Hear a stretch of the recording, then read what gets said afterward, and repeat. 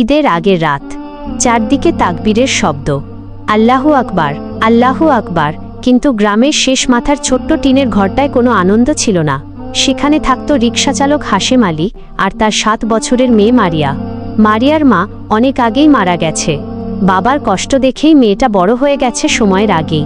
সারা বছর হাশেম আলী স্বপ্ন দেখেছিল, এইবার একটা ছোট ছাগল কিনব, মেয়েটারে নিয়ে কোরবানি দিব। কিন্তু ঈদের 3 দিন আগে হঠাৎ মারিয়ার জ্বর বাড়তে বাড়তে খুব খারাপ হয়ে গেল।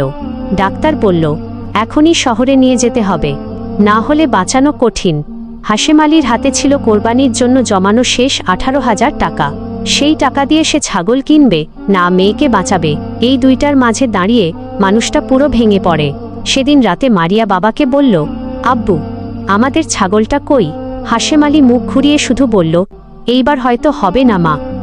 মেয়েটা কিছুক্ষণ চুপ থেকে বাবার হাত ধরে বলল, আল্লাহ কি রাগ করবে? এই কথাটা শুনে হাশেম আলীর বুক কেঁপে উঠল, চোখ দিয়ে টপটপ পানি পড়তে লাগল। সে মেয়েকে বুকে জড়িয়ে বলল, না মা, আল্লাহ রাগ করবে না, আল্লাহ তো কষ্ট বোঝেন। পরদিন ভোরে সে কোরবানির টাকা নিয়ে শহরের হাসপাতালে দৌড় দিল। মেয়ের চিকিৎসা শুরু হলো। ঈদের দিন সকালে হাসপাতালের জানালা দিয়ে মানুষজনের কোরবানি দেখতে দেখতে মারিয়া আসতে বলল, আব্বু, আমরা কোরবানি দিলাম না?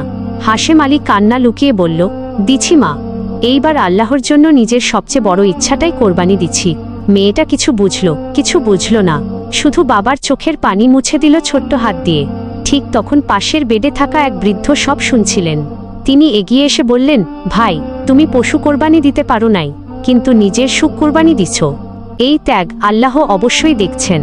ঈদের নামাজ শেষে গ্রামের মানুষ যখন মাংস ভাগ করছিল, ঠিক তখন কয়েকজন যুবক হাসপাতালে এসে হাশেম আলীর হাতে কয়েক ব্যাগ মাংস তুলে দিল।